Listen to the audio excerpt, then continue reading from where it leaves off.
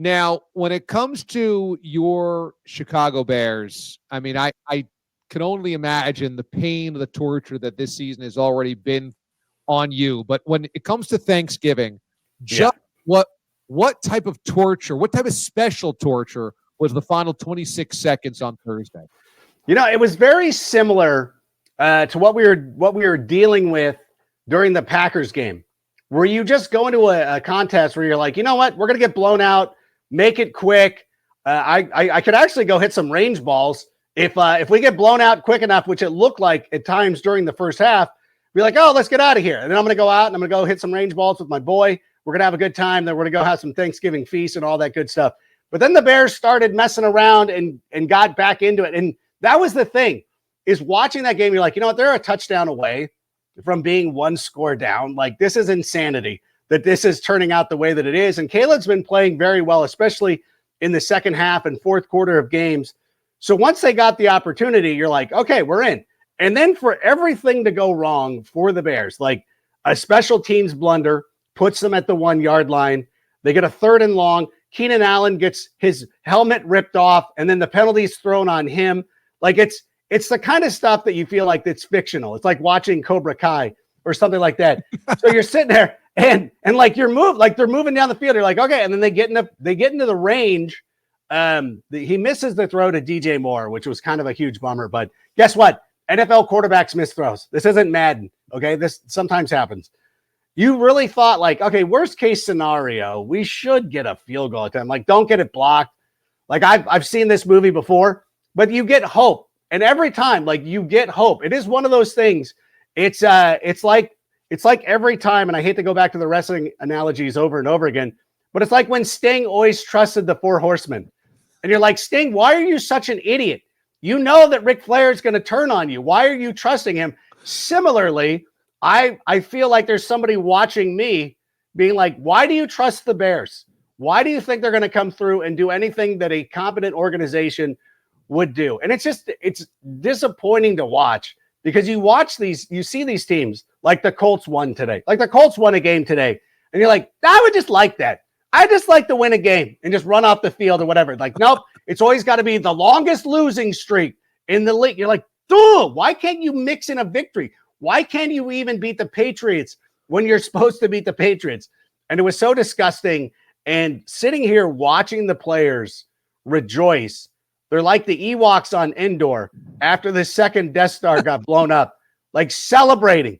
Like, that should tell you everything you need to, when the players are so gleeful that the coaching staff is gone, you're like, all right, they might have made a mistake somewhere along the way. Like, Caleb Williams and Cole Kmet could not have looked happier on the floor of the Coliseum yesterday. Like, we're back on a college campus. We're enjoying the fact that Matt Eberflus is not our coach, and life is good. So we'll see what happens this week, because I'm back in. I'm already looking for flights, because a couple of weeks ago, I went out to Arizona, and I was like, oh, I'm in. Like, they'll bounce back. They'll bounce. This is how, and like, this is the thing, because this was the week after the Washington Hail Mary. And I said at the time, I said, listen, we're going to get a pretty good indication of how this team feels about their coach by how they respond against Arizona.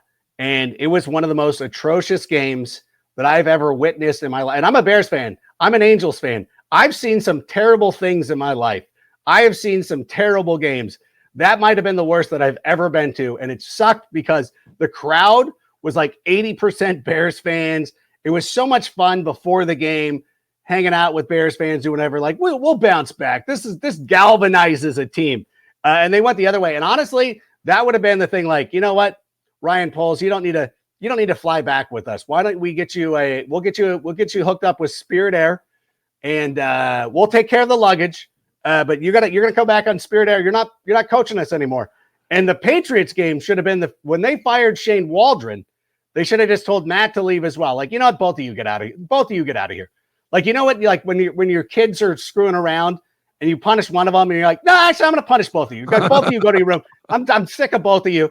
Get upstairs. Go start reading. Do your whatever it is. That's what should have happened at that moment.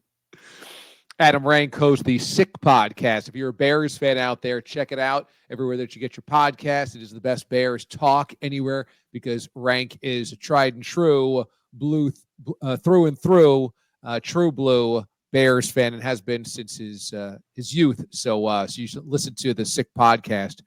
So who is your wish list of the next Bears head coach? Oh, this is one that's already getting me in trouble, because I am of the mind that the next coach of the Chicago Bears needs to be a leader of men, needs to be somebody who's going to come in and set a tone, and he's going to bring an identity to the team. During the 80s, when Mike Ditka was there, when Lovie Smith was there during the 2000s, there was an identity to this team.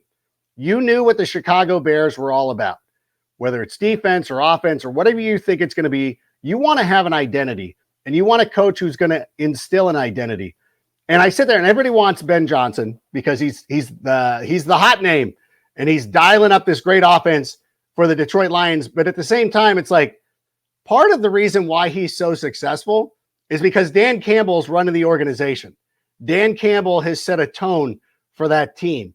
We know what the identity of the Detroit Lions is because of Dan Campbell. And that's what the Bears have been lacking. And they've tried it a couple of times, going back to Mark Trestman, Matt Nagy, and all these other guys. Like we've tried to bring in a guy like, a hot play caller to guide our quarterback. That doesn't work as often as people seem to believe that it does. Like we need an offensive, no. You need a good offensive play caller. You need somebody who's going to cut the S. You know what I'm saying? Like even now, like Tyreek Stevenson should have been so shamed after what happened in Washington that he would be like a model citizen, so to speak. But he's sitting there on the bench. He got benched against the Lions, and then he's jaw-jacking Jameson Williams. Now, he did draw a penalty because Jameson Williams threw a ball at him, which did bring in a penalty. But still, like, why is this stuff still going on with this team? And I think of somebody like Mike Vrabel, who you're like, this would not go on if Mike Vrabel was the head coach. Like, this is the kind of stuff that we would cut out. And this is what the Bears need. And this is what the players crave. They've asked for more structure and to be coached harder. Like, it's very difficult to imagine professional athletes being like, we need to be coached harder. We need to be more accountable. And you need that accountability. And then what you really need is a quality offensive coordinator to go along with it. And so for me, not hoping, but if Brian Daboll gets fired and you're like, okay, bring in Brian Daboll to be your offensive coordinator, bring Mike Vrabel in. That's kind of a dream scenario. Although I do want to give Thomas Brown the opportunity to go out and prove himself, because there are times when you sit there, and I know that interim coach, and now this is the big thing too, like interim coach, like interim coaches I get, but you know what? This guy is getting an opportunity, 5 games to go out and prove whether he can be a head coach or not. And I think this is a long job interview. And so I'm also on board with him. But those are my 2 leaders in the clubhouse right now.